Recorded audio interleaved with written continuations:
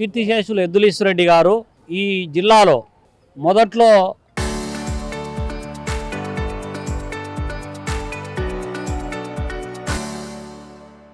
కాంగ్రెస్ పార్టీతో ఉన్నప్పటికీ దేశ స్వాతంత్రం కోసం చెన్నూరు దగ్గర అరెస్ట్ అయ్యి జైలుకు పోయిన నేపథ్యంలో కాలక్రమేణా కాంగ్రెస్ పార్టీ నుంచి దేశవ్యాప్తంగా కమ్యూనిస్ట్ పార్టీ యొక్క ఆలోచనకు సిద్ధాంతాలకు ఆకర్షితులై అనేక మంది కమ్యూనిస్ట్ పార్టీ నిర్మాణ చట్టంలోకి వచ్చేటువంటి క్రమంలో ఎద్దుల ఈశ్వరరెడ్డి గారు కూడా కమ్యూనిస్టు పార్టీ పూర్తి కార్యకర్తగా జాయిన్ కావడము, కమ్యూనిస్టు పార్టీ చేపట్టినటువంటి అనేక కార్యక్రమాలు మొట్టమొదట ఈ జిల్లాలో జమ్మలమడుగు తాలూకా పాలూరులో రైతు సంఘం మహాసభలు నిర్వహించి ఎన్జీ రంగా గారిని ఆహ్వానించి నిర్వహించినటువంటి కార్యక్రమాలు అనేకం ఉన్నాయి. అట్లే ప్రధానంగా ఈ జిల్లాలో నిత్యం కరువు, వలసలు, ఆత్మహత్యలకు నిలయంగా మారిపోతూ ఉంది. కాబట్టి ఈ స్థితి నుంచి మార్పు రావాలంటే ఖచ్చితంగా కృష్ణా జలాలు రాయలసీమకు మళ్లించాలని సాగినటువంటి వీరోచిత పోరాటాలకు ఎద్దుల ఈశ్వరరెడ్డి గారు కూడా నాయకత్వం వహించినటువంటి వ్యక్తి. అంటే ఈ ప్రాంతంలో లభ్యమయ్యేటటువంటి ఖనిజ నిక్షేపాల ఆధారిత పరిశ్రమలు కావాలని చెప్పి కాంక్షించినటువంటి వ్యక్తి. మరి ఆయన ఉన్నటువంటి యావదాసి 7 కాండ్ల ఎద్దులంటే ఆ కాలంలో ఓ పెద్ద ఇప్పుడు ఉన్నటువంటి 100 కోట్ల ప్రాపర్టీతో సమానం. అటువంటి ఆస్తులను పూర్తిగా ప్రజా ఉద్యమం కోసం, ప్రజల క్షేమం కోసం ఖర్చు చేసినటువంటి వ్యక్తి.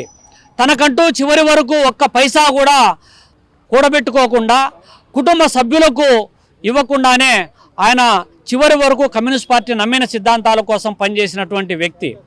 నిస్వార్థ ప్రజాసేవకు నిలువెత్తు సాక్ష్యం కీర్తిశేషులు ఎద్దుల ఈశ్వరరెడ్డి గారు.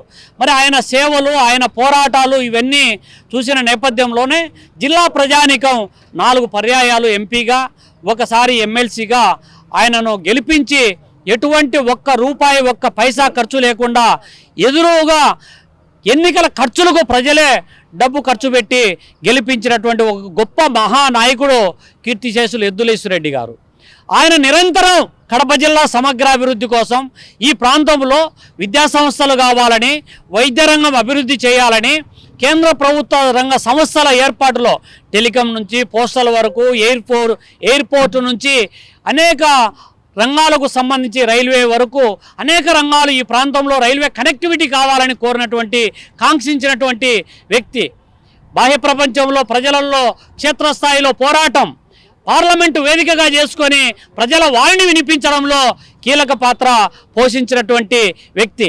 ప్రభుత్వాన్ని ఒప్పించి అనేక అంశాలు ఈ జిల్లాకు తీసుకురావడంలో ఆయన అభివృద్ధిని కాంక్షించినటువంటి వ్యక్తి.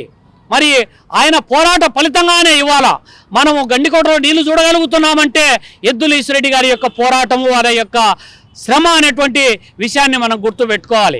మరి అప్పుడు దివంగత ముఖ్యమంత్రి డాక్టర్ వైఎస్ రాజశేఖర రెడ్డి గారు ఆయన పోరాటం వల్లనే ఇవాళ గండికోట ప్రాజెక్టుకు ఎద్దుల ఈశ్వరరెడ్డి పేరును నామకరణం చేసినారంటే ఆయన యొక్క త్యాగము, ఆయన యొక్క దార్శనికత ఎంత ప్రభావం చూపిందో మనం అర్థం చేసుకోవచ్చు. అదేవిధంగా కడప నగరపాలక వర్గం కూడా అన్కండిషనల్గా, యునానిమస్గా ఇవాళ ఇక్కడ గాంధీనగర్లో ఉన్నటువంటి ఏర్పాటు చేసినటువంటి పార్కుకు పాలకవర్గం యునానిమస్గా ఎద్దుల ఈశ్వరరెడ్డి గారు పేరు పెట్టడం అనేటువంటి దాన్ని నిజంగా అభినందించదగినటువంటి అంశం. నిజంగా ఎద్దుల ఈశ్వరరెడ్డి గారి ఆశయాలు నెరవేర్చడం అంటే ఈ జిల్లాలో పెండింగ్లో ఉన్నటువంటి ప్రాజెక్టుల పూర్తి కోసం, ఈ జిల్లాలో నిర్మాణం దశలో ఉన్నటువంటి గాలేరు నగర్లో అంతర్భాగమైనటువంటి గండికోట, వామికొండ, సర్వరాయసాగర్, చిత్రావతి, పైడిపాలెము, మైలవరము, బ్రహ్మం సాగరు, SR1, SR2, బుగ్గవంక ఇట్లాంటి ప్రాజెక్టులన్నిటి కూడా పంట కాలువల నిర్మాణం జరగాలి. ప్రతి గ్రామానికి త్రాగునీరు రావాలి, ప్రతి ఎకరాకు సాగునీరు రావాలి. ప్రత్యక్షంగా 25,000 మందికి, పరోక్షంగా 1,00,000 మందికి ఉపాధి అవకాశాలు కల్పించే ఉక్కు పరిశ్రమ సాధనే లక్ష్యంగా పోరాటాలకు శ్రీకారం చుట్టాలి. అట్లే APIIC సేకరించినటువంటి భూములలో పారిశ్రామిక అభివృద్ధి జరగాలి. ఈ ప్రాంతంలో ఏర్పాటైనటువంటి పరిశ్రమలలో స్థానికంగా నిరుద్యోగ యువతకు ఉద్యోగ ఉపాధి అవకాశాలు కల్పించాలి.